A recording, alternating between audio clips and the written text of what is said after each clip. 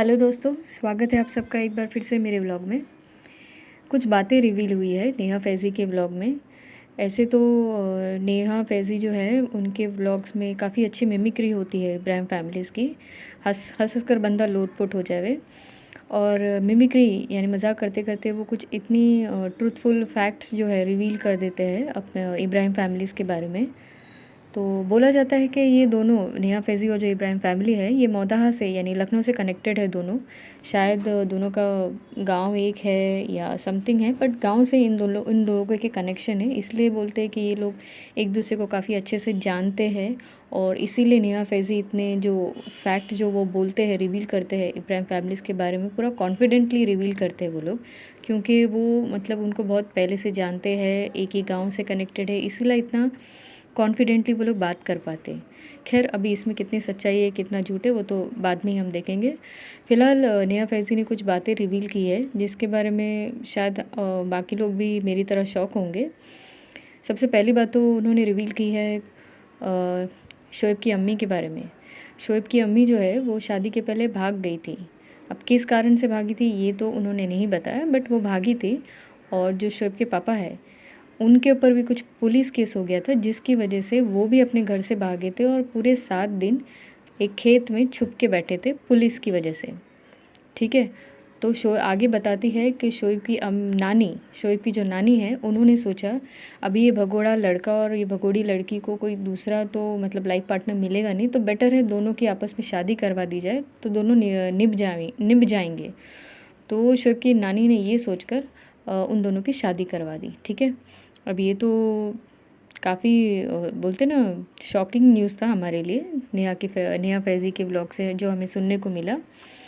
खैर दूसरा जो रिवील किया उन्होंने ट्रुथ वो ये था कि ये बात तो हम सब जानते हैं कि शोएब की जो दादी है उनके इंतकाल पे ये लोग गए नहीं थे।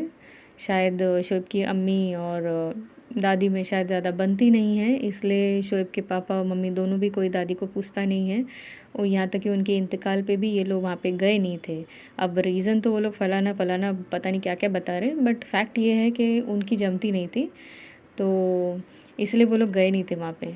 अब नेहा फैज़ी के ब्लॉग में ये पता चला है कि जो उनकी दादी है वो बुढ़ापे समय तक दूसरों के घरों में काम करती रही है। अब वो खाना बनाने का, बर्तन झाड़ू फट्टा जो भी है, पर बेचारी दूसरों के घर में बुढ़ापे तक वो काम करती रही है और वही काम करते करते उनकी डेथ भी हुई है। मतलब बोलने का मतलब ये है कि जो शोएब इब्राहिम की जो दादी है उनका जो बुढ़ापा है वो बहुत ही दुखमय और दर्दनाक हम बोल सकते हैं कि इतने बुढ़ापे में भी उसको लोगों के घरों में जा जा के काम करना पड़ता था अपनी लिविंग अर्न करने के लिए।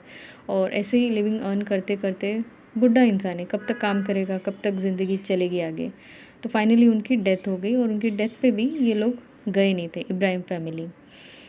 My god, it is shocking reveal सच में। ऐसे तो काफ़ी घरों में है एक्चुअली इंडिया में तो ऐसा काफ़ी घर है जहाँ पे सास बहू की नहीं जमती है, बट इसका मतलब ये तो नहीं कि आप सास को इस तरह रास्ते पे छोड़ दो कि अपना अर्निंग कमाने के लिए घर घर मतलब झाड़ू फट्टा करना पड़े, काम करना पड़े और उनके डेथ पे भी ना जाए। ये तो बहुत ही गलत बात है।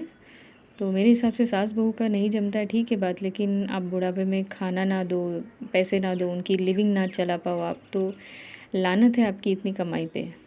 कोई मतलब ही नहीं रह जाता है। अगर आप माँ समझ के या दादी समझ के अगर आप नहीं कर सकते हो ना सही, लेकिन बोलते ना हम किसी ज़रूरतमंद की मदद करते हैं हम जैसे, वैसे ही उनकी मदद कर देते। क्या चला जाता है आपका? इतनी कमाई का आपका फ़ायदा ही क्या है? लानत है आपकी ऐसी कमाई पे। जब मैंने ये तुर सुना तो मुझे काफ़ी बुरा लगा इस बात का। सास बहू में प्रॉब्लम्स होते हैं मैं भी मानती हूँ, क्योंकि मैं भी एक बहू हूँ तो मैं समझ सकती हूँ। लेकिन कोई बुढ़ापे में अगर बेचारे को खाना नहीं मिल रहा है, उसको खाने के लिए लोगों के घरों में जा जा के काम करना पड़ रहा है अपना घर खर्च के लिए, अपनी लिविंग के लिए, तो इट्स टू बैड। आप जैसे किसी गरीब की मदद करते हो ना रास्ते पे, ऐसे ही मदद कर देते तो आपको छोटे तो नहीं हो जाते ना। According to me these are my opinions guys. आप लोगों की क्या राय है आप ज़रूर मुझे बताइएगा। अभी के लिए फ़िलहाल इतना ही। Please like share and subscribe my channel. Thank you so much, take care.